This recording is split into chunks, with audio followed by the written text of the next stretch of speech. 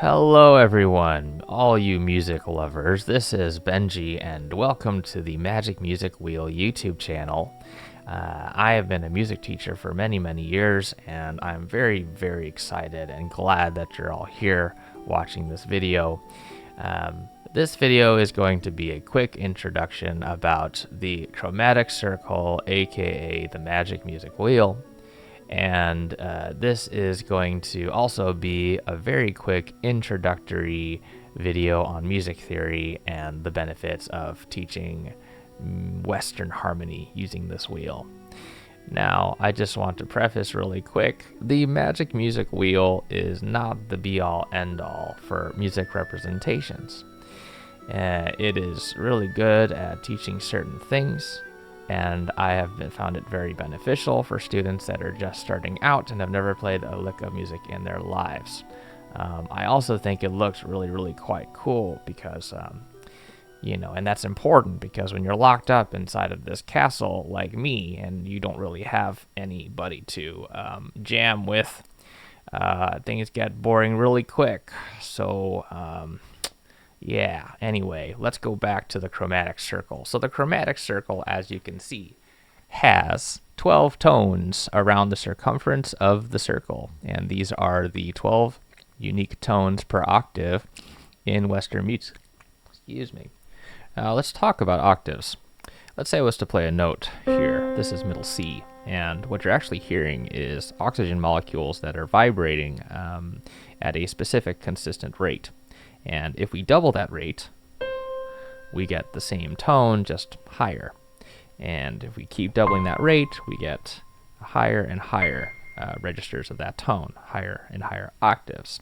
Every octave in Western music is divided by these 12 tones. And if we were to play each of the tones, before you know it, it starts to feel like you're in that staircase in Mario 64.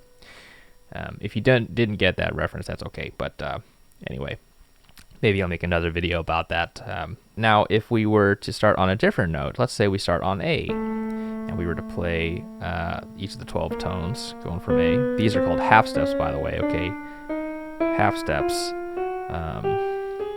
refers to the interval between each of these notes, all right? And as you can see, 12 half steps up from this A led us back to, you guessed it, A.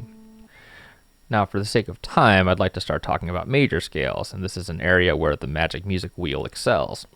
A major scale is something you've probably heard since the dawning of time, and it's been used in more songs than you could even comprehend at this point in the West. The way that I explain the major scale to my students is by talking about the intervals between the notes of a major scale. So let's say we were to pick a note, let's go back to middle C. And we went up let's go up a whole step from C to D. Let's go a whole step up from D to E. And let's go up a half step from E to F, a whole step to G, whole step to A, whole step to B, and then a half step to C. This, folks, is the DNA of a major scale. And it's this combination of whole steps and half steps. What's great about the Magic Music Wheel is we can visualize major scales and many other different types of scales based off of its root note, which is its starting note, quite easily. This was a C major scale, but now I'm going to be able to rotate this however I please. If I were to click on this key and I just drag it to another key, another note, you'll notice that the intervals do not change. It's interesting. Anyway, the important thing to remember, folks, is that the key designates the root note of the scale. I'm going to start playing now. Let's move it to a D. So this is D. Whole step, half step. Notice that the notes that make up the major scale starting on D are a little bit different. This time we had two sharp notes, okay? These notes, this symbol here represents a sharp symbol. So the sound of the scale, the emotional signature of that scale is still intact regardless of where we started and where our root note was. But what about let's take this note here, F. So let's say I've got F. Well, you'll notice something kind of strange. So we have F, whole step to G, whole step to A, and then half step to A sharp. See, when you're learning notation, so music notation in a music theory course, this is a major red flag. I'm talking about this A to A sharp, okay? You don't want to have the same letter in the scale. You kind of want to have it be a different letter. So what we're going to do is we're going to switch the labels of this to flats. And now all of a sudden you can see that that A sharp has just been converted to a flat note, and it's a B flat. Now, this is one area, in my opinion, where things get kind of confusing for people that are just starting out learning music notation. And again, I'm mostly talking about the newbies here. You musical newbies, I love you. This representation is really good at illustrating that, for example, B flat and A sharp are identical in terms of their pitch within the register, within the octave. And I think that's valuable. And it gets especially valuable when you start talking about chords. Now, in my next video, we're going to start talking about chords, and we're going to talk about how they relate to scales. I do really appreciate you all watching this video.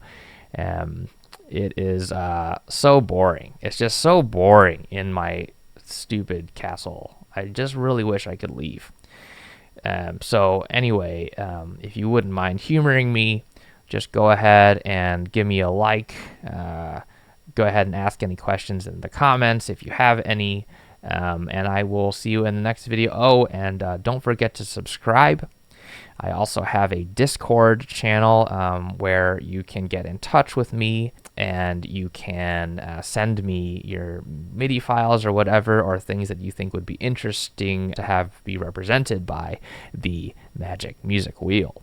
I'm working on the Magic Music Wheel as more of a side thing, and so if you are wanting to support my development efforts of this little tool, you can click on the Ko-fi link below, and I would very much appreciate just some little nubbins, so I can keep buying some more potions here and keep developing my work.